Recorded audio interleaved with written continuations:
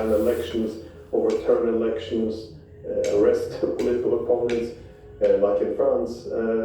But how far can this go? Because it's you can feel that trust in the politicians, trust in the media, it's all declining.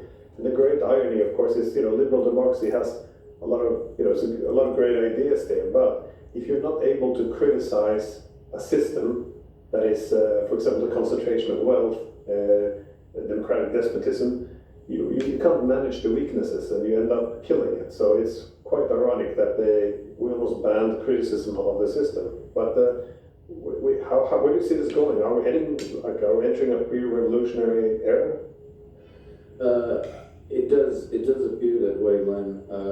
What the oligarchies did traditionally through history is when the social pressures became unbearable, meaning when the oligarchy completely lost credibility and people wanted to overturn them, then they would cry barbarians at the gate, and so they would project all the problems onto an external enemy, and then they would provide all kinds of incentives or coerce the men of the population, the fighting age males, to go and fight the external enemies.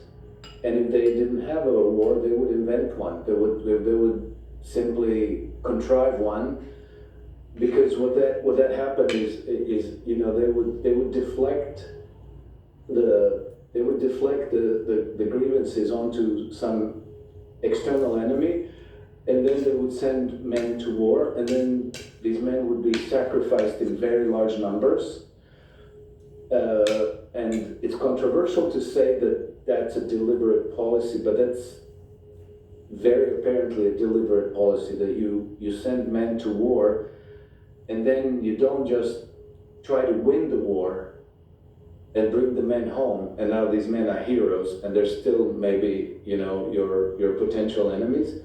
You try to get rid of as many as you can, and then you also use the fighting to recruit those who might be your Praetorian Guard, the most compliant, the most ambitious ones who want to serve the power. The problem today is that it doesn't seem that the old playbook is working anymore, because they are losing the control of the narrative. And in the past, they could cry enemies, barbarians at the gates, because they controlled the means of communications, because we all relied on newspapers, magazines, radio, and television.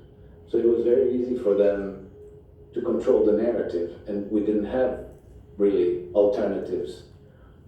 But today we have the internet and the social media. So when they cry barbarians at the gate, that is, the Russians are coming, the Russians are coming, people do not believe them, because people have a more discerned understanding of what is happening, and the old tropes that the Russians, when they're done with Ukraine, that they're going to start invading the rest of Europe, most people don't feel that way. They don't fear Russia as much as they should.